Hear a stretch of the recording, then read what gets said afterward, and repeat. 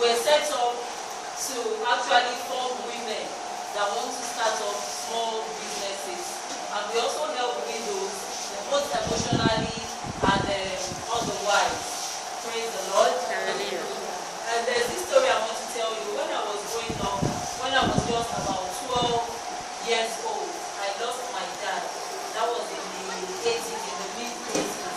I lost my dad, but his relatives came, and just like Ravenius Wolves, they carried all our things, and we had to start all over again from zero level.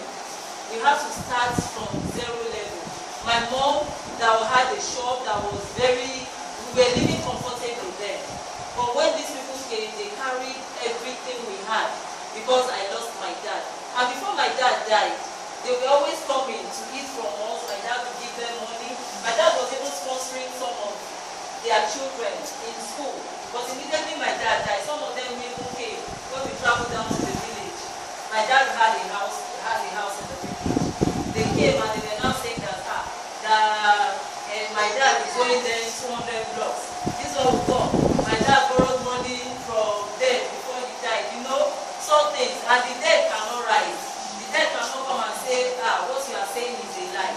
So since then, I've been noticing this thing in me that one day I will be able to stand up for women. And part of the workings of this organization also is to give counseling to women that are hurting, women that have been through violence, that maybe their constitutional rights or their legal rights has been violated. That is part of the workings of our organization.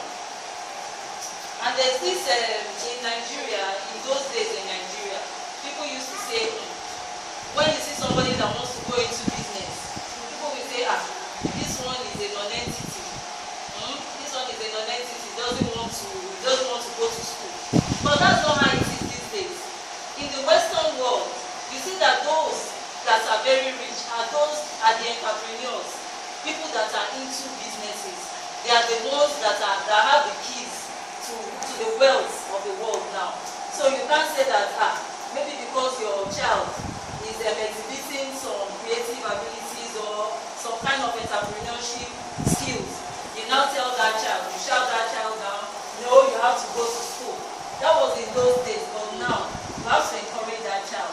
But I'm not advocating for you telling your child not to go to school. It is still necessary. You have to allow your child to get basic education. You find out that even in Nollywood, most of these famous actors, most of them that entered Nollywood as maybe SSC holders, you see that when they are now famous, most of them now go back to school. Many of them now go back to school to get land. So it is essential for us to get basic education, and with that you can go places. But business, please, if you have a child that is nursing, that has exhibiting entrepreneurship skills, or maybe you feel that child has creative abilities, I would like to tell us that we have to encourage such a child. We have to encourage such a child. And empowering women is a core imperative for society if this country, Nigeria, is to enjoy economic success and be a global leader. For many Nigerian women, the dream of rising up high remains elusive. No country can achieve its full economic potential when women are left out or left behind. So true.